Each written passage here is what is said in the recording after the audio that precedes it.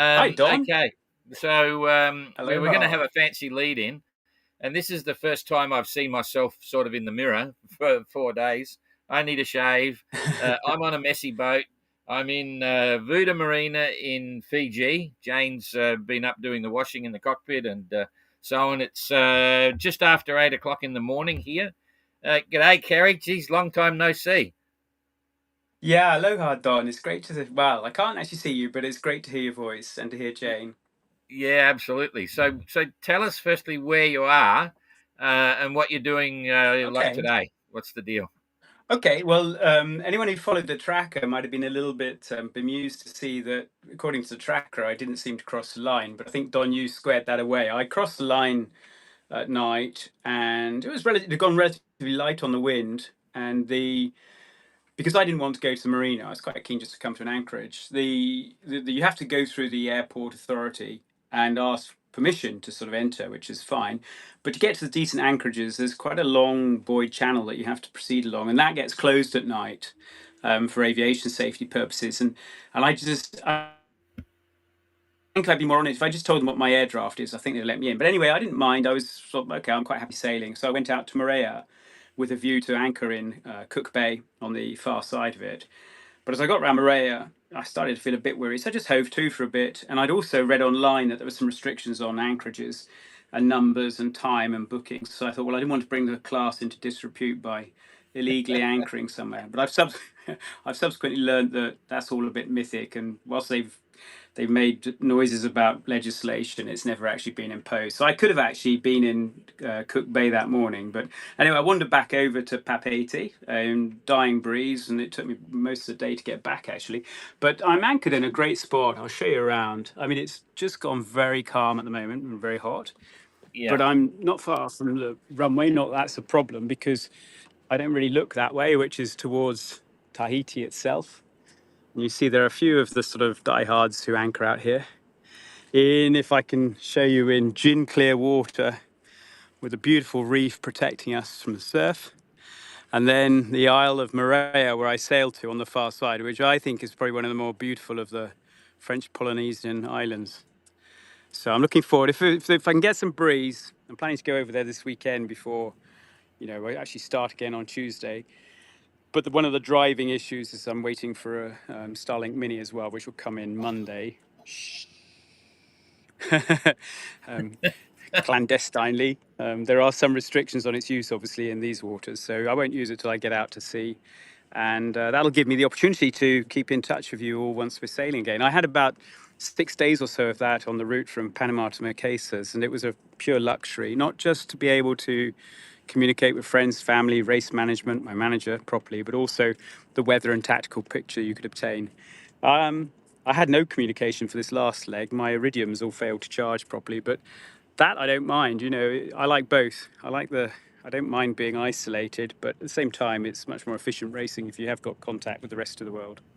Yeah, absolutely. There we are. So, So, so uh, so Papeete behind me. yeah, okay. So, how'd you lose the Starlink? I don't think we discussed that before. It was up on deck and got washed over. Did we Yeah, talk about so that before? we might have touched very briefly, but you and I, not probably in an interview. And if you recall, I was a bit held up, I was a bit behind the drag curve in Panama with some of the issues with the lift out date being shifted right, and then no time to work alongside. So by the time I got my Starlink Mini, it was quite low on my list of priorities for building a mounting for it. I never wanted a permanent mounting outside because while I think they do a great job of waterproofing them and weatherproofing them, nothing's ocean proof. So I'd deploy it the companionway and I'd put it on top of the sort of canvas cover where there's a bit of a dip, so it sat there quite nicely. And I wasn't sure how much lines around it would restrict its efficiency. So I just used the tail end of the outhaul and the kicker, the vang, which sort of cleat off in that vicinity. I don't know if you can see, but they would form a bite around and just stop the Starlink from falling to leeward. Anyway, I pretty much wound up. I checked the weather, I checked Yellow Brick, and then I had a couple of messages about my tracker, which had missed an update. I think one from Renault and Sid had reminded me, so I was just responding to them. The breeze picked up, and the pilot threw in a Chinese jibe, and the Starlink wasn't protected from falling in the water on the other jibe. It was purely had the boat stayed on its correct jibe. And it was one of those moments, you know, I sort of went on deck. First thing is you've got to watch the boom's not going to hit you around the head. So you're sort of watching that get around the main sheet. And I thought, Starlink. And I saw the cable that had gone over the side, and it was a bit like the fisherman reeling in a big fish. I thought, this is fine. It might just be on the end of the cable because they're quite a tight squeeze you had to put Yeah, in, yeah. and they're watertight.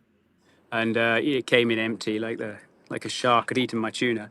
So, but no, there was no time to. It's like just one of those things. As you've got to be pretty philosophical. But the impact is quite substantial. And I think the lack of tactical imagery awareness, weather routing, you know, puts me at a disadvantage.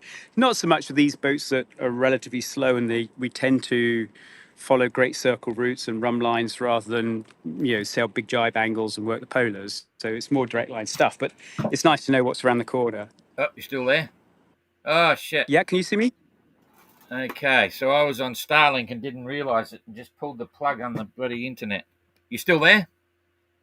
I'm still here. Oh, Yeah. gee, well, that was interesting. While you were talking, then I just went to pick up my Starlink antenna. Sorry? No, I know, but I just lost him for 5 seconds. Anyway, long story short, I was going to show people the plug, you know, and the cord. And when I picked it up, it's warm. It's sitting beside me, aiming at my head, right? And I thought, shit, I left it plugged into the thing, so it was actually on, right, frying my brain just here, down below. Because we do the same thing. We just have it mobile and just put it up on deck when we're using it. But now we've got Yeah. a local SIM card, we're not using it, right? And I just thought, holy Same. shit, I got this thing by my head and frying myself. So I bent over and I unplugged it. And then just at the same time, I lost you. And I thought, oh, don't tell me it was on the Starlink, but I'm on the phone. So this is No, my internet. I'm on a local SIM card too, so Yeah, that's okay. good. So All Starlink right. arrives Monday. But yeah, I Just mean, so we don't. we all know it's a game changer. It's a remarkable capacity and capability made available to the masses, really. So Yeah, really absolutely. changing the way people sail Absolutely. worldwide.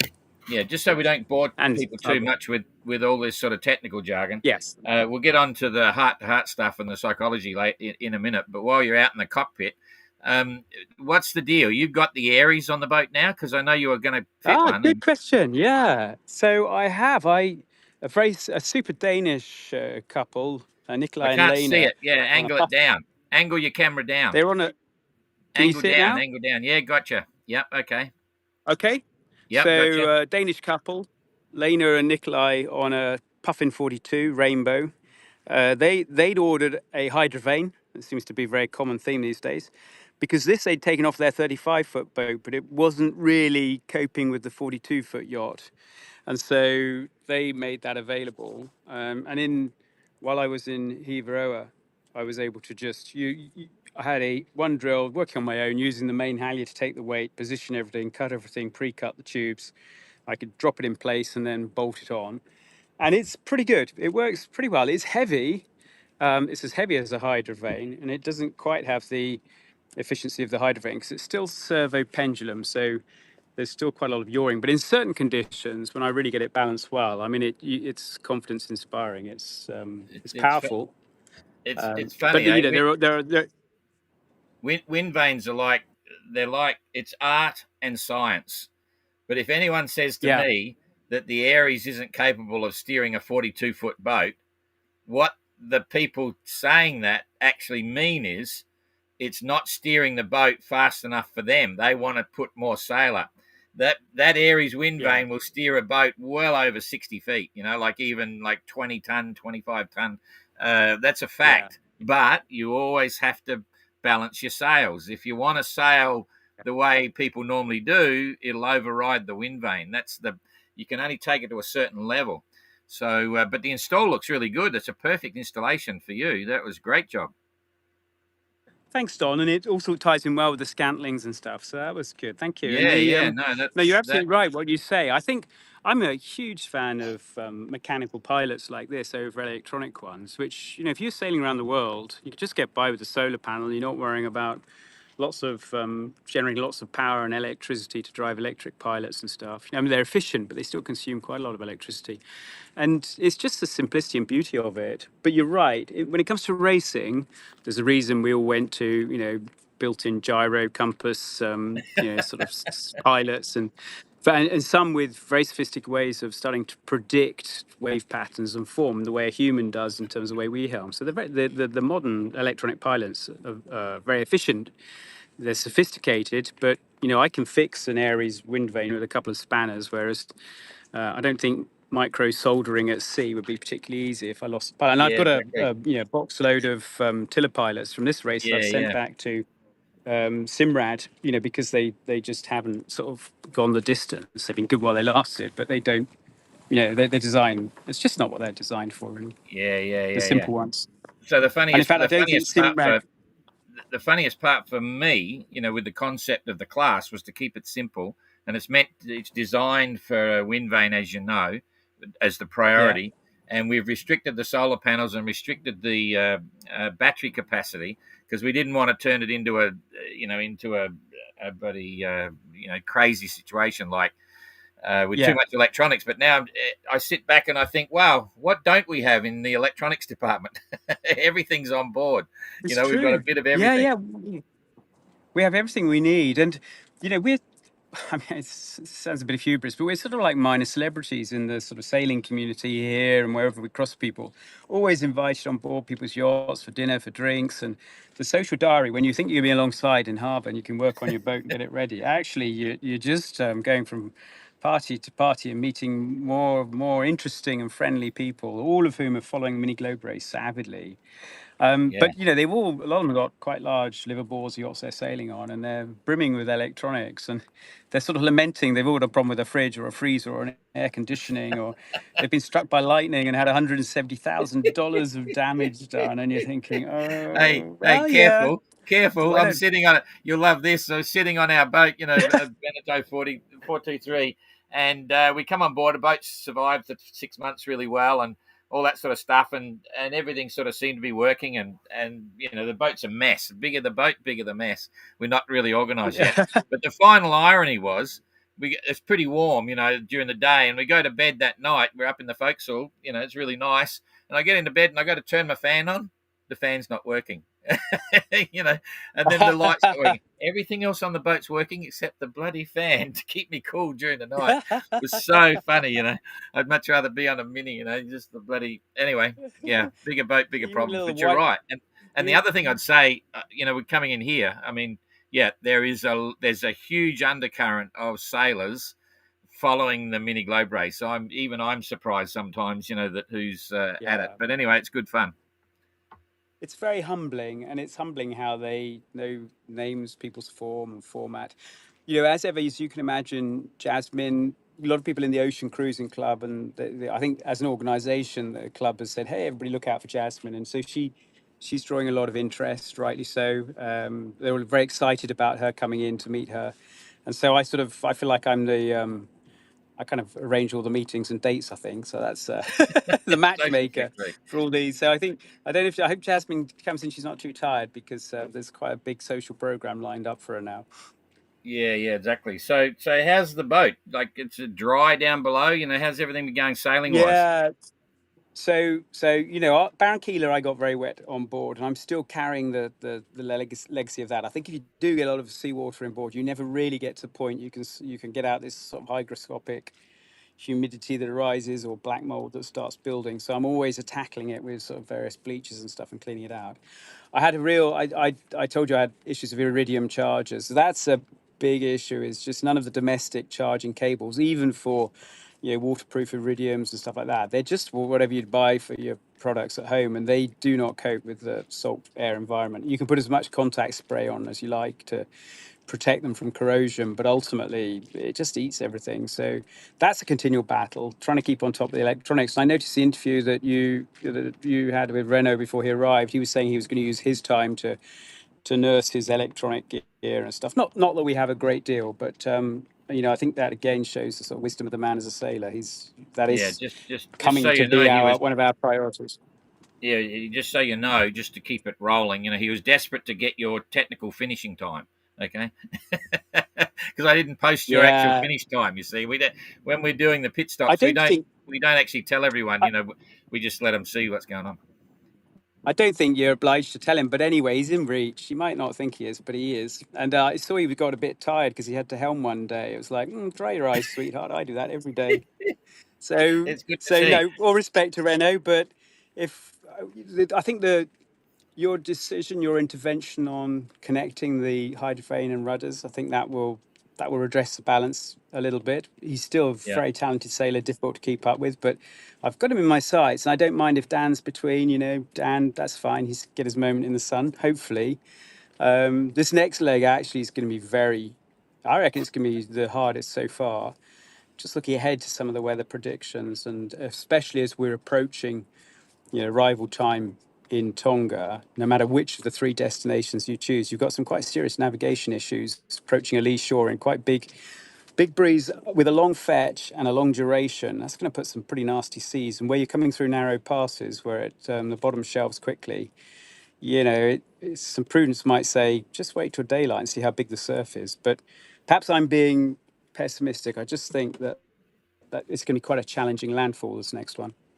Well, I mean, I spent a bit of time in that area, and I was telling everyone after leaving Marquises to be careful because there's a lot of local weather, and they're bigger than the usual squalls. They're like a small system going through the Yeah. Tuamotus, and boy, that prediction turned true. And I've been telling people for a long time that passage, which you've done a few times from Papeete to Tonga, can be particularly challenging because you've got a few transitional weather situations. You're coming into effective systems down in the Southern Ocean as well, and it can get quite interesting. So fingers crossed.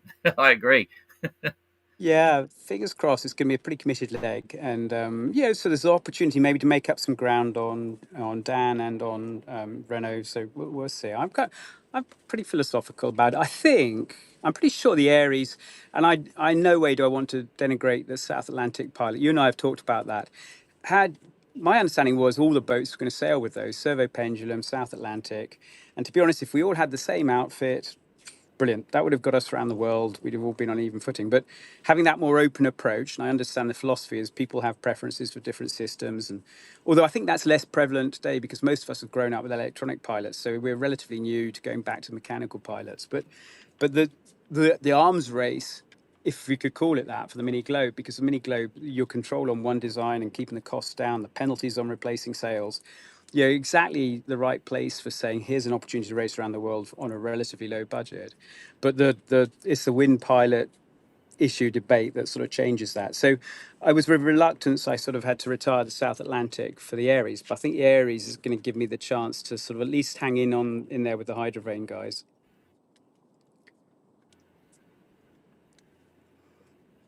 Yeah, yeah. I think the challenge we have of suggesting that we're going to dictate the wind vane that people have, when the wind vane breaks down or isn't serviced properly or is not handled properly, all the flack would come back to us. The wind vanes they're an art and they're a science, as I've said many times. You've got to know all about how to fly them and all this sort of stuff, and they all basically work. But yes, there are Yeah. different levels of maintenance and service and control and handling and so on, and that's one of the challenges. It's an interesting story to watch. But yeah, I'd never go down the track of saying everyone's got to have X wind vane, whatever it may be. Yeah. That's a big decision, though, for sure.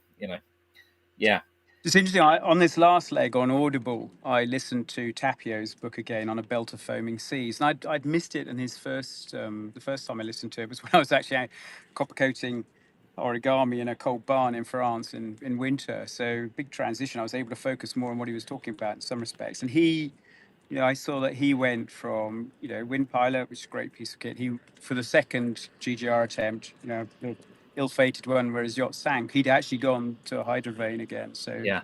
it There was is a it's a there was a definite. there was a strong reason for that in the case of the GGR and the design. Galliana was a Gear 36, and as you probably know, it's from an era gone by. Way back in the 60s, and the Yeah, rudder is about a third the way from the transom forward. It's a yeah, long way forward, way underneath. And what he found, we spoke to it at length in the first one. Yes, the wind pilot worked okay, but as soon as he put the hydrovane right on the very back of the boat, right, that was the primary steering device, and it had much more yeah. leverage, even though the surface there. And he said it was remarkable the difference with running kites and all the rest of it, just because of that leverage at the back of the boat with the ship's rudder. It's just so even though the servo pendulum system of the wind pilot was moving the rudder, it was actually a control method, of the rudder being further down the back. Long story, but yeah, he was impressed Yeah, with the that high. makes sense. Yeah, Yeah, no, that makes sense. yeah. So anyway, so you're still having fun? You're enjoying it? Oh God, what's not to like? Yeah, really enjoying it. I might had I saw your interview of Dan as well. He was obviously a little bit traumatized at one point, but those schools through the Tuamotus, I had the same sort of thing.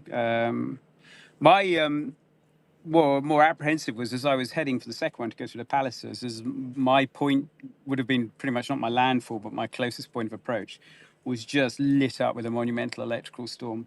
And at sea, quite often you're sort of less concerned when the lightning is between cloud plates.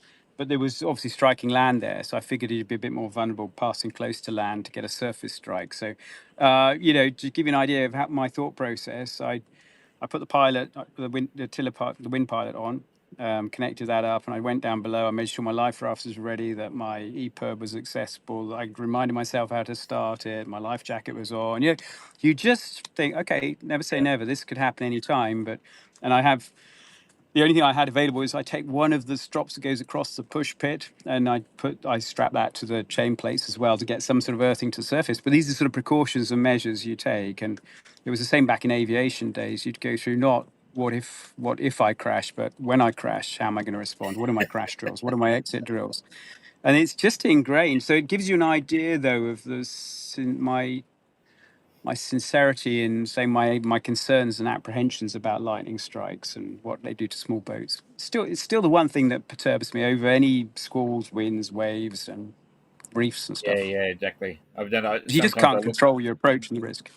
Yeah, sometimes I look back and laugh at the precautions I take. I remember back in the 70s, I used to put chain from the chain plates down in, drag it in the water in my little 29 footer, and that would never have worked. It wouldn't have done anything. But yeah, now I just go with a Faraday's cage. I put the key elements in the Faraday's cage, and did like a pouch, like GPS, Yeah, VHF, blah, blah, blah, yeah, and then do exactly the things you're just talking about. Because if you get whacked, and there's a different type of whack with lightning, as you know. Some of it's very powerful and it'll blow every skin fitting out of the hull and all that sort of stuff. And yeah. others will just go poof and so that was nice. What happened? Raise your hairs up and get an erection or something. Well, that happened Floats your tonight. boat. Or... Oh, funny story. Now I got to clarify. A friend's house was on fire one day. No, a friend's Stop house, while you're ahead. a garden shelter. Get this. So it's a garden shelter with all the bushes and shrubs they put on it, and they have like a wire cyclone mesh everywhere, and it had electrical light fittings. So I'm standing there with the hose trying to put this thing out, and the No. electricity's coming back down the water, down my hands. Not enough to give me a boot, but yeah, got me quite excited, suffice to say. So that's how I know that electricity can do wonderful things. I Anyway, thought you were going to say you were peeing on the grid at one point, but no, hey, no, no, no, no. okay. Very funny. I've never It's a forgotten it family every time show, we talk Don. electricity. Anyway, that's why I ground everything in the boat. Anyway, okay, so you're still having So, fun, and the so boats. actually, I just want to pick up on a point you made. You talked about Yeah, the chain earthing out wouldn't make any difference. I think, just to clarify, you're talking about it wouldn't preserve any of your electronic gear over a Faraday cage, but in terms of a strike to the hull, it would protect you from having some of your hull fittings burnt out. I think. Can you just yeah, explain yeah, why you possibly. think that was futile? Well, Yeah, okay, a slight because reassurance, but not electricity, a guarantee.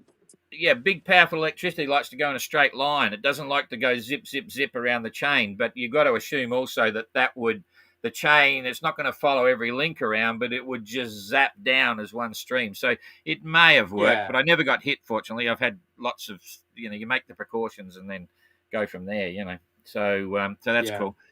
Yeah. So are you still? Have you bought yourself a mattress to sleep on yet, or are you just going to go with No, the boards? actually, oh gosh, no. I should show you the new look. You haven't seen this. So, No, show us around. no, I've even dispensed with the yoga mat because I just find it get a bit too warm. So I just sleep on and You sleep on the and you can see boards. yeah, and if I've got the water containers strapped to windward, the big blue ones are quite good for lashing and moving. I still leave some stuff tucked under that's accessible but dry back half. So I sort of fetal cringe in this kind of 4 foot section here. But Pete, when he built the boat, he said because the plans had provision where that water container was, there would have been a sort of storage area, so they would have been slightly narrow. He always said, "Oh, these are a bit wide for a sea berth." I think he's right, but actually, by the time you've got water in there and you've closed off the end with stuff you stored to keep dry, it's ideal. I can wedge in there and yeah, and stay comfortable. It looks pretty Spartan, but it's easy to keep clean and dry. Yeah, that's cool. I've got a lot to talk about, but we're chucking up here with quite a few questions from people that are already watching, which is not bad. Well, it's Saturday night in most places, I think. Sunday morning here because we're right on the dateline. I'm just going to read you a couple of questions. I am. Yeah. Great job, Kerry. You're still happy? No, with no winches on the boat. You're still happy with no winches? Yeah, I haven't got a blister on my hand. I'm really happy. I can't see any need for a winch. Everything I can do just sweating stuff. The Harken, standard Harken cleats, I back them up with like traditional staghorn cleats, but actually those I just tend to use now for hanging the coiled ropes on pretty much. If I can just show you, if you see that. So, but the Harken cleats are I thought, I might need to take extra stainless springs and stuff for them, or I back them up with a second cleat, but they're working brilliantly, even on the halyards. So I can't fault those. Yeah, okay. But yeah, no need for winches. In a couple of words, are you And, still and are you comfortable or uncomfortable living on the boat in big seas? so comfortable, not I not without apprehension sometimes, but I've got great faith in the boat. I don't like the moment when you feel like you're coming into the boat to shelter because the conditions outside are just getting too dangerous. Like the squall run at Tuamotus was a bit like that, but it was more the rain was just torrential. So I was trying to keep the boat dry and well, I might as well stay inside too. So I don't like necessarily in really bad conditions that notion that you're sort of you're sort of shying away from it, sheltering inside and not really driving the boat. But it gives you all the security that you need. Comfort wise, the helmet is a must just because of banging your head on stuff. You get thrown around a lot here, but it's home sweet home. And I haven't had a day ashore since we left Lagos or a night ashore since we left Lagos. So this is home. So I guess I better enjoy it. Okay, if you feel any better, see that big lump on my head, and I'm on a 42-footer. I'm always whacking my head. Anyway, so Well, Bonadventure's saying, sorry, the other thing is, the helmet I yeah, got from Decathlon, which is like a skateboard one. It's really padded. So also, when you go back to my sleeping arrangements, because there's a really big tough guy who lives on his boat, a bit like yours, who's saying, "Hey, I've got some pillows if you want." I said, "Well, no, if I need a pillow, I just keep my helmet on, and doesn't matter what position my head's in, my neck's comfortable." so your helmet's your pillow. Like you put your helmet on and you sleep on the My helmet. helmet, my Yeah, helmet's my pillow. Yeah, until it yeah, gets that's too cool. hot. But, That's cool. Yeah. Before I give you this question, I'll just say, well, it's Bonaventure, White Malkin asking you to keep your AIS on 24 hours a day at sea, and I think he probably just wants to follow your tracking on marine traffic. But you need to follow the tracker because I never have my AIS on at sea. In fact, hardly ever. It just draws power. You're better off on a lookout. yeah. But everyone's choice. So, what's your deal? You turn it on or off? It's a little bit actually because where Pete installed it, Pete Kenyon, who did this great job building the boat, it gets kicked easily. So sometimes it'll drop off. So I have it off most of the time. It's true. And Yeah. yeah, Mike berated me about that when I crossed him in the sort of town marina. But AIS is an aid. It's interesting, even talking to the sort of cruising community here, they go on about AIS, this and that. I said, it is just another aid that it's no substitute for a good lookout. If Yeah. I need to rest for 20 minutes or so, get some sleep, and I know there's a risk of shipping around, or more importantly, fishing fleets, although the obligation is likely to be on me to avoid them, I put it on then, just out of fairness. But the range I've discovered for the way mine's installed is pretty short range. It's probably only going out to about 6 miles anyway. So yeah, Mike said he got quite close at times because he could see from the yellow brick tracker. So Yeah. but he'd have So seen my masthead lights. As he you got close, he'd have seen my stern light. having previously I been think that's a good point. So modern masthead tricolor lights, navigation lights with the LED bulbs and stuff, it's way more powerful. When you think about the visual range requirements for a yacht, 1 nautical mile, 2 nautical miles, practically nothing. But yeah, we probably visible out to about 6-7 miles with the stuff we carry these days. So Yeah, it's yeah. huge bonus over the old filament bulbs and stuff. Yeah, plus you're coming from a professional mariner's perspective, Navy commander, all that sort of stuff, or captain and stuff. And Yeah, I'm coming from old school where none of this ever existed. When I started sailing, there was nothing. And so you're 100% correct. I always see it as an aid, and sometimes I see. I mean, it's good fun if you got the money and you got the budget. You just buy all that rubbish, all that other stuff, and so on. But boy, you don't need a lot of it. Yeah, I've got to be paraphernalia. careful what I say. It's Uh, not rubbish. It is yeah, actually fun. It's like flying. I mean, flying is the opposite. Glass cockpit is a dream when you're flying, but again, you yeah, could be in a tiger moth with a couple of round gauges, and that's all you really need. So everything's yeah, relative, but a good question nonetheless. So yeah, I do use AIS, but not all the time. If on a small boat like the 580. yeah. Logan wants to know what's your favorite Taylor Swift song. Do you know Taylor Swift at all? Trump Yeah, I does. do. Trump loves her. You know. Oh, what a good question. No, Catwoman. Yeah. Do you know, I did actually have on my before I lost my iPad, I actually had a Taylor Swift album, and the one I like is I can't remember the names of them because she's very talented. I love the fact she's so feisty and angry with a man, but it was that oh, how does it go?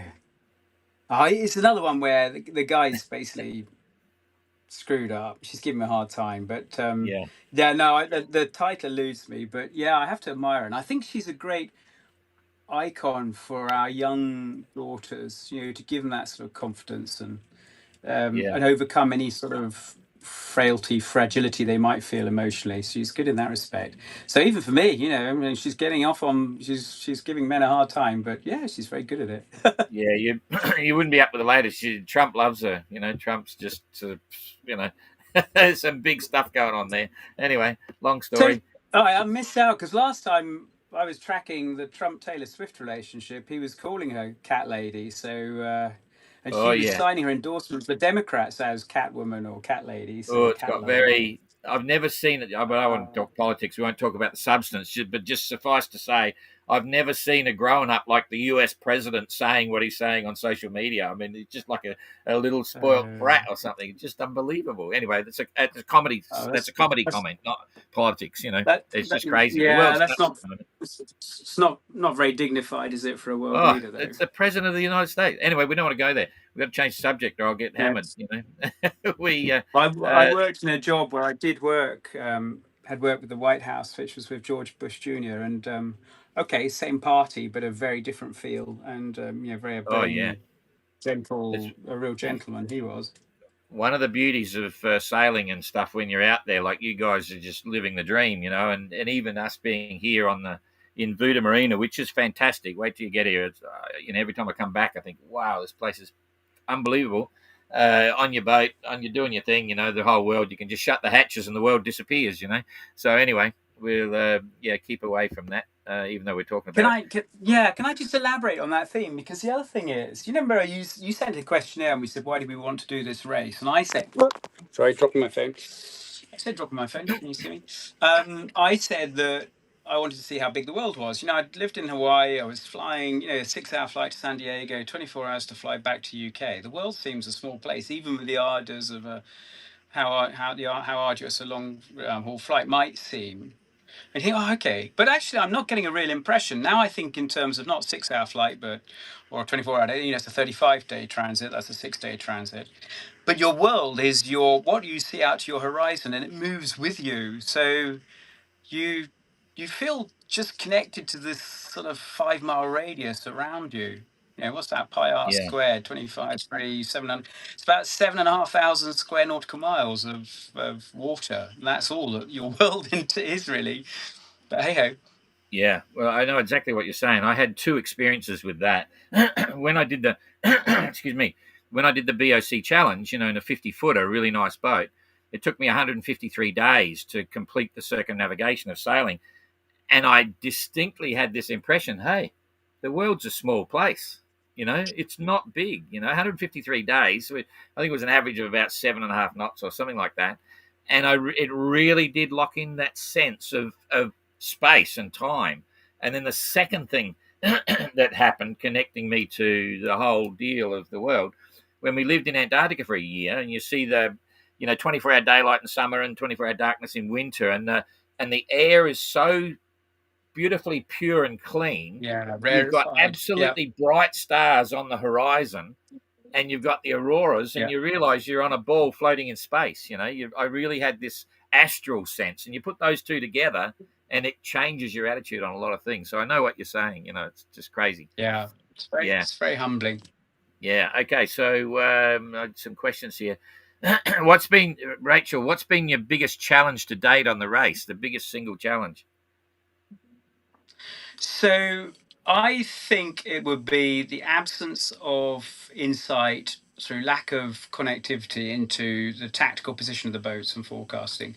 So, and why do I say that? I say that because it's what preys on your mind a little bit. Because what you need to know here is how hard have you got to push the boat to stay in contention? Because this is a marathon, not a sprint. We don't want to be paying 2-day penalties to replace sails by damaging stuff, but we have to push the boat as hard as we can. And if you know that that relative to, say, Renault and Dan and Pilar and others and Dan Turk, that I've got the right sort of daily run, I'm pushing the boat hard enough, or I'm in the right weather conditions, that's fine. Or can I push it a bit harder? I didn't have that yardstick. I had it for about 6 days or so going through the doldrums, and that was helpful. But since then, I've just been in the blind, and you just think, there are days you think, you feel not dejected, but you're disappointed yourself. You say, am I pushing hard enough? And I noticed that a lot of the fleet, in particular the front runners, really like to sail this. When they're dead running, they'll drop the main and they'll put 2 kites up. And I do that sometimes, but I think there's a risk with that. And particularly if they're using the roller furler for the A5s and stuff, which I've done away with anything like that. I don't use any roller furling. As you know, I think they're going to damage their kites quite quickly. And there's a lot more even the kites rubbing against each other around the forestay. It's not good for the sail. I think they're going to have a long-term issue with that, or they're going to have to replace their sails more frequently. So although it means I have to sail slightly higher and I can't really get deep downwind, I just feel like sometimes it's better having a main and either a pulled out kite or a pulled out jib. And you're going pretty much as fast, but I think you're just sort of preserving the sail life. So there's sort of two. I know that sounds slightly contradictory to me saying I'm not pushing hard enough. I just think that if you know where everybody is and how fast they're going and how fast you need to be relative to them, you can make those more fundamental decisions about how much you need to husband the boat and how much, and yourself, of course, or how much you just really need to, hey, wake up, smell the coffee, put your foot down, and just go, as fast as you can, come what may. Yeah, interesting. You lead into a question there. I'm trying not to. This interview's about you, but you'll remember the conversation I had before we started in Antigua that this is a race, and it's not just a fun thing. We're all having an incredibly good time. All the entrants, you and me, but I've got to manage it as a race, and it's good to hear Yeah, your perspective on how important the racing issues are, because I'm managing it as a race, and you'll see some penalties starting to come up. I think I'll probably leave the penalties until the end of the leg, which is yeah, in Fiji here. But there will be a new addition to the sailing instructions and the notice of race from Fiji. There's going to be a code of conduct, because there's an interesting subject that a lot of people don't realise as the organiser. And we have a code of conduct now in the Ocean Globe race, and there will be a code of conduct put into the GGR, and the code of conduct coming into the sailing instructions and the notice of race of the MGR confers to how entrants relate to each other and the race organizer, to stop personal abuse and all sorts of other things, because yeah, is very interesting. There's a definite split in the fleet between performance guys, mid-fleet guys, and guys that are cruising. And I'm not saying anything other than the fact that we faced our first bit of personal abuse recently, which really pissed us off as an organizer. So we're now having to write yeah, that in, the personal abuse from entrant to entrant plus entrant to organizer will and possibly could lead to sanctions, time penalties, fines, and all the rest of it, because that's our competitive thing. We don't like to penalize anyone, right? But you can see what yeah, happens. Some people, and even, yeah, it's a very interesting subject. But it's good to see that people need to realise that for some in the fleet, it is a race. And I think Yeah, I think it's fair to say, uh, what's happened hasn't happened from the performance side, right, of the guys. So it's nothing to do with the guys that are racing that are causing a thing. But some people just don't understand the penalties actually can and will and sometimes have to apply, because we've got yeah. to manage it as a race for respect for the whole fleet, right? Not just, an individual. It's been very interesting times. But anyway, I thought that was, I just wanted to say that. But anyway, Yeah. back to the fun bits. If I can add to that, just a personal perspective, and I've said this before, I know, but for the record, I'm just in huge awe and appreciation for your organisation and what you do. And I have this, in dinghy racing championships and stuff. There is a tendency sometimes for sailors to criticise the committee or whatever. And my line is always say, well, hey guys, without the committee, we wouldn't have our championship, we wouldn't have our race.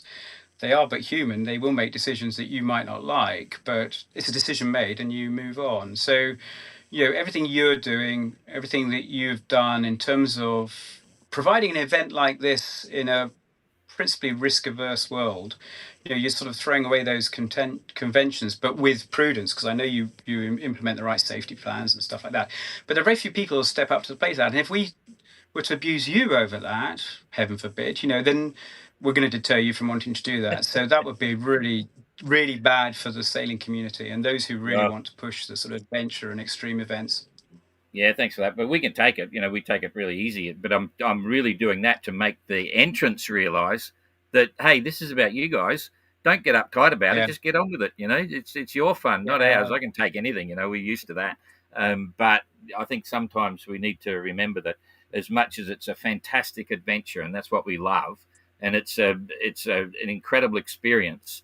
There are rules. People sign on to the yeah, game, and the game has rules, and if you don't play by the rules, then you need to maybe go do something else. And if you're not yeah, interested in the rules, then let the rules go. Just take the penalties. Just you know what I mean. Like, just have fun with the voyage yeah. as an independent voyager. Hey, life's too short. So anyway, I digress. But I think, yeah, I mean, yeah, but a useful digression. I think if I were writing that code of conduct, I'd also reflect on the fact that the sailors competing and sailing are likely at times to be very tired and emotionally yeah, yeah. relatively isolated and overwrought. So just sleep on what you want to write. In the heat of the moment, you might want to say something online or whatever, but just, dwell a pause. We say dwell a pause of two marching paces in the I military, know but what you mean. Don't worry, think this so. happened some time ago. Yeah, don't press send. All right. Well, look, hey, Yeah, it's a one-off. I've no doubt. A mulligan, and it won't happen again. exactly. So another one from Rachel. You're still hand steering very often with the Aries, like the ratios changed or something. Yeah. Good question, Rachel. And I really appreciate how much Rachel follows and comments on the so what we're doing, because actually her insight and her following is quite a good barometer for everybody else's interest. So yeah, I still hand steer a lot. Now, remember on the South Atlantic, I gave my modified South Atlantic to Adam because I had the provision of lifting the rudder part of it out of the water. So when I hand steered, I didn't have the drag. The rudder part of the Aries I can do that with, but mechanically it's hugely powerful, so you don't get your fingers or your arms trapped near it when it's moving. So I'm sailing. I tend to offset the. I let the rudder from the Aries pilot work its way to weather, so it's effectively forming like a foil on the windward side, and it's the minimum immersion. So I'm reducing the drag. I don't let it sort of move from side to side. I allow its apparent wind angle to lock it and the flow of the water, and then I hand steer all the time as much as possible. As much, like Renault was saying, what is it, 18 days? Yeah, that's not atypical. And and to be honest, most of the time I can sail the boat faster helming than the Aries can. The difficult bits are some moments when you're tired. The wave pattern's quite tricky. Your horizon's not clear. Your references aren't easy, and you start wandering a bit and yawing that actually, okay, the pilot's going to do the same thing, but I might as well get a break and have a rest, and then I'll not hand steer. But yeah, I'll be hand steering, and even with more enthusiasm now that if Renault has to do that, he needs 3 days to sleep for every 18 days he helms. So I'm going to reel him in. Yeah, absolutely. Look, I love it. Everything that's going down on the race, there's this sort of balance between one end to the other end, and we've covered the whole spectrum of sailing and what's going on with boats. So that's all pretty cool. What's happening with your food department? Is it still boring, or what are you doing? And yeah, So, do you know, I said about how we make friends so easily, and I recognise I didn't suddenly become the most entertaining, funny, popular guy in the world, but by the nature of the boats we're sailing attracts interest from people, and I've had wonderful invitations to dine with friends, and I have made some very good friends. Alexandre and Marion, a Franco-German couple with their daughters. They're sailing a beautiful Grand Soleil 52 called Calm, and they've invited me on board, and I've taken Dan Turner with me on one occasion. We've had dinner on board for a few times, and the last time was actually in El Pao. They came across before I left for this part of the leg. Specifically, I was bringing a lazy bag, part of sail that had repaired. They'd had repaired, and I was delivering it back to them. And they invited on board. They'd caught some tuna, and as I was leaving, they gave me a present, and it was a bag full of another brand of freeze-dried food, and it was like ah, all your Christmases came at once. So I had some variety from the very good MX3, and I will get some food from. Yeah, from Radix, as we've talked about. Hang on a sec, just a minute, Don. Rod, Rod. Somebody wanted to invite me to brunch, but he just came in to pick me up, and so I was still need to go. yeah. Okay, no worries. He sped off. Did he see Yeah, you? so Yeah, he's had an outboard motor. He couldn't hear me. He should have been rowing, really. Yeah, Radix Nutrition. I'll get some of that in Thursday Island. In fact, that reminds me, I need to book that here, really. But yeah, to Marion and Alexandre and their daughters, giving me a bag of about 40 freeze-dried meals from Voyager yeah, brand. It's just a variety, changes as good as a race. And of course, here, I don't know if you can see, but the okay, there's some Tahitian rum, yeah, but yeah. there's, if you can see on the galley, there are mangoes, the delicious grapefruits, lilikoi, avocado. So the fresh fruit and veg here in French Polynesia is to die for. So I can make up for the relative lack of variety and balance in freeze dried foods when I'm near port and I can actually have some fresh fruit. Yeah. Actually, we stocked up big time. Tahiti, Papeete is good, but it's not cheap for all the usual Mm. French stuff there. Yeah. So you're using your Well, stand up paddle. You're using your stand up paddle board. You're a long way out. yeah, You're in that anchorage. We've stayed there a lot. It's a beautiful anchorage. But you're yeah. doing everything on that paddle board. Yeah, my paddleboard is decathlon into it, really good, but it has got a slow puncture, so I have to paddle it with the pump and sometimes with some glue with me because I think although it's relatively new, the sun takes its toll. Being stowed in the heat takes its toll. So there is a decathlon here. I might consider taking it back, but yeah, there's stuff. But then, like I said, I've also been adopted. The Rod who just came over has got a dinghy and outboard. He's berthing near me, and he says, "Kerry, if ever you need to go in, I'll run you in." And people say, "I will bring you back." So much as I love to be independent, don't look a gift horse in the mouth, and taking up these offers of help and aid, which sometimes is against my nature. I'm a bit reserved Yeah, on that sort of thing, and a bit headstrong and independent. But actually, it's just opened me up to a social world of different people I've met through people vicariously, and you'll see I'm not moored near any of my mini globe friends, and they are my friends, and they I think there's a danger when you just all mix with the people you know all the time, you're missing other opportunities. So I see yeah, this as by keeping myself a bit more isolated, actually, the complete opposite is happening. I'm exposing myself to a sort of broader and more varied sort of social community. And it's free. It's, doesn't cost anything. And I prefer being at anchor. I like the fact the boat's still moving and sways with the wind. And it just feels like I'm still at sea and not, in a caravan in a yeah. marina, really. Absolutely. So, so what do you wear on your feet when you go ashore? Seeing you left your shoes behind in Antigua to save weight. Yeah. um, See, I can't barefoot traveller a lot of the time, but I do have. I'm really looking when I can get another pair of Tevas because they got left in. Yeah, those got left in Lagos. And I bought them especially for this trip. So if I can get another pair of those, I'll go for it. But it's very much, like sandals, like very basic footwear. And I've got, normally I'm not a great advocate of sailing barefoot, but because I've knocked my toes around a bit. But it I never wear anything at sea, so I'm getting around it. I know where all the sharp bits. If every time I get caught out and I stub my toe on something, and swear like a trooper. And then I have to apologise, of course, to, I don't know if you can see, but of course Audrey always accompanies me as Holly Golightly, Audrey Hepburn, and she's got that. Can you see that? She's got that Yeah, slightly yeah. disparaging look. So she stops me from swearing when I'm on board, and then Too Young, just keeps an eye on me elsewhere. So I'm I'm Too Young. corrupted. I don't know whether you can see that, but there is Gauguin there, a half-naked lady. But anyway, one of his paintings. But Ah, yeah, Gauguin. And something a bit I better. take it you've been to. I did go to Gauguin's tomb in the Marquesas. It was very touching Yeah, for me. I was not as sensitive to his painting, but having gone to the Marquesas and then seeing the context of the way he uses yeah, colours you'd and have to. the way he portrays the Polynesian women and men and their lifestyle, it sort of makes more sense when you see it here rather than in the Musée d'Orsay or some of all the other impressionist painters. Yeah, yeah, yeah. Too true. Um, we're all heavily exposed to Starlink now. Just to sort of go back to it, you've had a taste of it. You're looking forward to getting a new one on. Do you think it's detracting from anything using No, Starlink? not at all. Yeah, No, not at all. And I think I said at the beginning, I'm happy not to have it in terms of sailing and racing. It's actually quite liberating not having connectivity, but in the context of the race and in the context of the expectation of communication today, you it's I only see advantages. And I was initially reluctant. I have Starlink at home in France because I was too far out for fiber at the time, and it works really well. And I was concerned that this would use too much power for our boats, but I think it's about zero point 0.4 of an amp. It's hardly anything, and that's the mini, which is the built-in router and antenna, just yeah, sips electricity. Really, it's very efficient.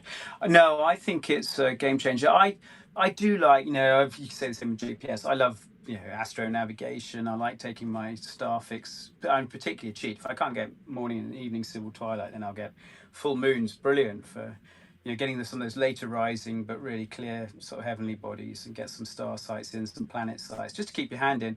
And part of me thinks, oh yeah, if I do get struck by lightning, I lose all of my electronics. This is a chance actually to prove to myself that my navigation is up to it. And I think if I'd gone through Tuamotus, for example, without GPS, where we're threading quite narrow passes through coral atolls you can't see at 2 miles away in big waves yeah. and surf, and big squalls and lightning, without GPS, I'd have probably sailed a long way around them just to be prudent. So there's Oh this yeah, bit you'd have to adapt the way you're racing when you don't have those electronic tools to you, like Starlink, like GPS and everything. But it's doable. And Moorea, that I want to go back over to, the island just opposite, you could see at the beginning of the interview, I think, in the background.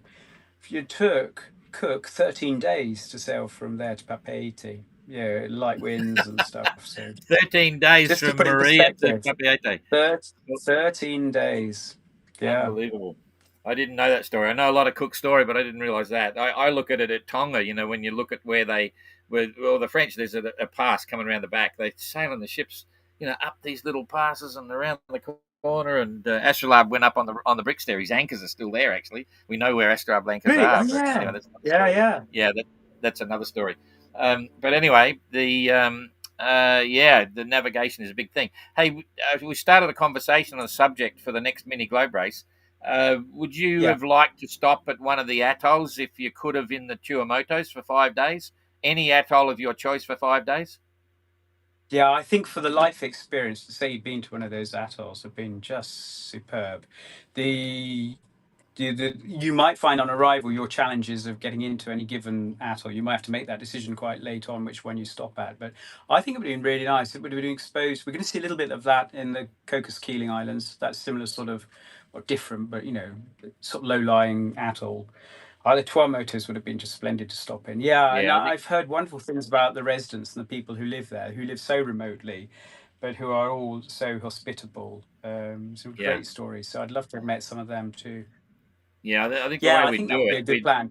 That's an interesting one. There's another point I would make about this struck me sailing from Marquesas. You know, the moment we sail an integer number of days on our stopovers, and there is a sort of theme with diurnal wind patterns. If you arrive, you know, midday and you leave at midday, you're generally getting a reasonable either sea breeze or you've still got the geostrophic breeze.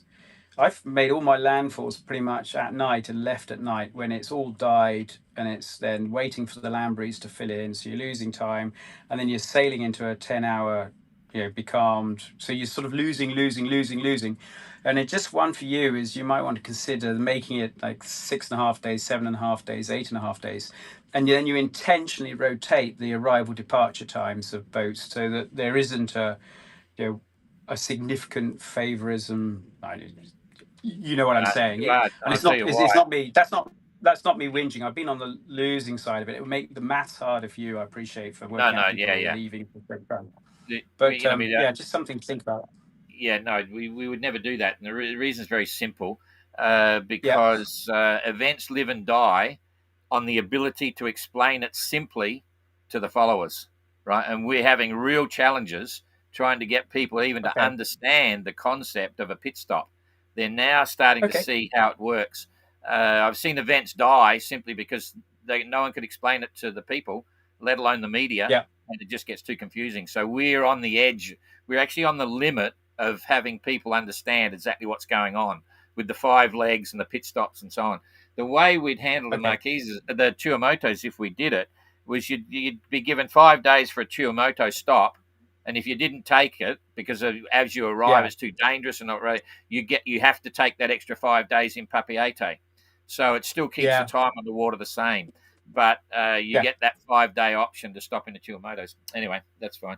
Um, Okay. So I'll yeah, stop whinging about being calm for about Yep, that's the 12, luck of the 18 draw. The hours. luck of the draw. That happened to me every bloody Yeah. time I stopped in the BOC. I would sit there at the front of the finish line within sight for like anywhere between 4 and 9 hours, or 8 hours. It just Yeah. was unbelievable. It's just the luck of the draw. That's Yeah. sailing. It's Because we've just had to a see the few clock. comments. Yeah. Sorry, Karen. Yeah, and you know I'm rather stubborn about, although my outboard works brilliant if I ever use it. It's always charged, it's ready to go, but I just refuse to use it when I'm sailing or racing. And so, yeah, I could have motored into Heveroa, I suppose. There's always that. It's always a bit tricky deploying the motor, of course. It's probably one of the riskiest things we do on board when you're leaning right over the transom. Yeah. Anyway, there's that. And I do notice that, and I went through my head, oh, I could anchor here. I'm actually at the port, but I wasn't in the authorized anchorage. It took me another 2.5 hours to beat in a hardly any breeze, in a boat that doesn't short tack easily around more anchored boats and stuff. So you'll see from my track on the photo, there's another couple of Yeah. hours there gone by just because no, I don't want to use my motor. I'll sail to my finish and anchor and go from there. But that's that, detractors might say, well, Kerry, just being stupid, because if it's in the rules, you can use it. Use it. It's about winning. But I've made my point that no, it's about. I don't want to detract from the achievement of sailing around the world. And you Yeah. and I have had this discussion, and I'll probably shoot myself in my foot. But at the end of it, I just feel no, that's it. That's what I wanted to do. But I know there were boats, arrive at night who, oh no, I'll anchor here, and then I'll go in the morning. When I say, well, okay, well, if you're doing that, then really you should respect the rules in terms of applying your arrival times, the time you actually anchor in the designated anchorage, not in the approaches to it. Yeah. No, well, you see, I think herein. you know what I'm saying. Yeah, Yeah, you no, know no, what I'm no, no, saying. no, I think no. that's what's provoked. Yeah, Herein is an interesting point because even you are missing a point on the designated anchorage. It's a yeah. port, and it's got to be your last anchorage. So when you make an anchorage in that port, you can anchor wherever you want, Oh, but it's okay. got to be achievable for you to get in your dinghy or your paddleboard and a paddle ashore. Right? Once you've made your final anchorage, right? As long as Yeah, it's in striking distance, that's accepted. So I forget who it was anchored outside at night time because he was entering the zone. He was only like 150 meters from the shore, right? And yeah, he could have gone yeah. ashore at that point. So moving a second time or a third time or a fourth time, go cruising, that's all completely allowed. You see, Right. so he didn't actually have to Okay. get in behind the breakwater to actually call that the final anchorage. Okay. Well, my, He was my, my, my contention would be there then is the pilot stipulates that you anchor north of the yellow transit line in Heveroa to avoid to avoid obstructing commercial traffic, and it's very clear where the designated small craft anchorage is. So Yeah. if it says that in the pilot, to my mind, that's where the anchorage is, not where you can row ashore. And the fact that people were obliged to move and told to move, just again, it comes back to my bit about not anchoring in Cook Bay, not understanding exactly how the rules are being enforced, because I didn't want to bring the fleet into disrepute.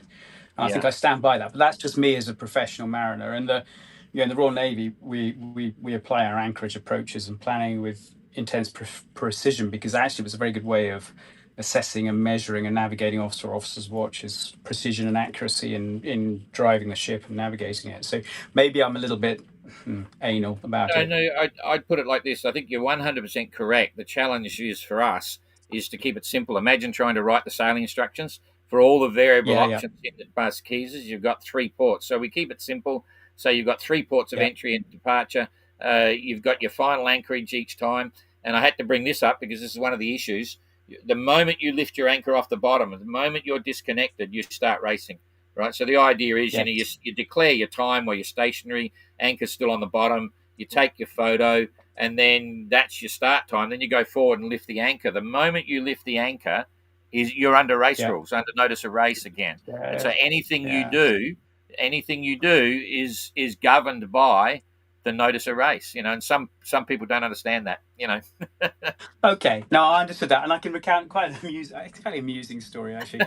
Um, Anyway, but as part of the course with any since my rule, it's got to be adjudicated, and yeah, someone has to make a decision, and so that's what we do. yeah. Yeah. Okay, So, but it's okay, all I get going it. well. Just as an amusing anecdote, though, bear in mind I was sailing leaving about 2 o'clock in the morning from Europoa, and Pilar, who's anchored quite nicely, a little bit further ashore, not much. She came up to me and anchored right beside me, and I said, "Why are you doing that, Pilar? You're too close for me to leave as well now." And the other boats are anchored around her. She said, "I think she thought there was a line, so she had to be near me." And then, as I anticipated, when I came to leave at 2, she was leaving a few hours after me, I think.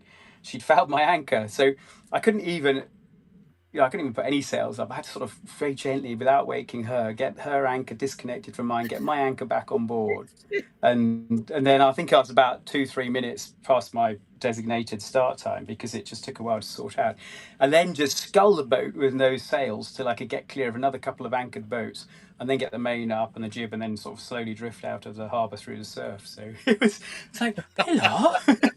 And it was not done, bless her, she's lovely. She didn't do it intentionally, but I did say, that's a bit close, Pilar. Do you really want to anchor there? I think something was lost in translation with the Spanish Oh, and well, we'll English. get her story later. It was probably along the lines something like this: say, now, if I drop my anchor there and hook him up, it's going to be delaying a Yeah, bit. I'll catch up a bit. That's how it works. yeah. No, she's not like that. She probably thought I had some inside interpretation of the notice of race that meant you had to start from there. But it was funny, and I did say this. I hope I didn't wake you up, because it was a bit of a mess to sort out. Anyway, yeah, all good fun. All right, look, we've been talking for over an hour now. So, anything else you want to get across? We'll do it again. We can do it again when you get your Starlink. We can do it at sea. So, I'd love to do one from sea, and I'd love to do one more for the followers of the race, just to sort of a little bit more insight into handling of the boat. Now, I'll try and set it up so I can talk from the helm, and I can put the boat through some maneuvers and stuff. So it'd be a bit more insightful, perhaps, to see what the boat's really like, because it's a great little ship. She's yeah, yeah, that'd be a very nice boat. And I keep seeing, I mean, the second-hand market, if we ever try and sell these, can be dire, because so many people are building them. But that's a really good sign. They're just, they're yeah, going to yeah. be, the Muscadets and all that you see in France, and Revival behind those, and this size of boat just gives you so much opportunity. Well, I mean, Anyway, the all's well. 580. Don, it's great to talk to you. Thanks for Yeah, Jane for enabling absolutely, everything as absolutely. usual. And we'll Okay, see you soon so in have a Fiji. have a good day there, and we'll do it again. Sail safe if we don't speak before then, and yeah, it's good chatting as always. Your perspective on the 580 life and racing around the world is unique. Everyone has a different perspective, but yours is quite a special one. So thanks for that. Okay, Thanks, Don. I'll sign up, everybody. We'll do a tracker. I'll do a tracker update straight after this for those that are watching. I'll hang up on this one, and then I'll open up in about 15 minutes on a tracker. And there's not a lot of people out there, but I'll give you some updates on some of the things I've seen people are doing and stuff. So thanks, Kerry. Have Cheers fun. then, And Don. we'll Bye, Jane. see you soon in Fiji, eh? Yep. We'll see you Thank you later. to those watching. Bye bye. Okay. See ya. I'll put this now. I'll press some buttons to do it. I'm really good at coming in and out. You watch this. Oh, see you later, Kerry. Okay, so thanks everybody, and we'll sorry about the political rant and the talking about managing offshore events. It's always fun. See you later.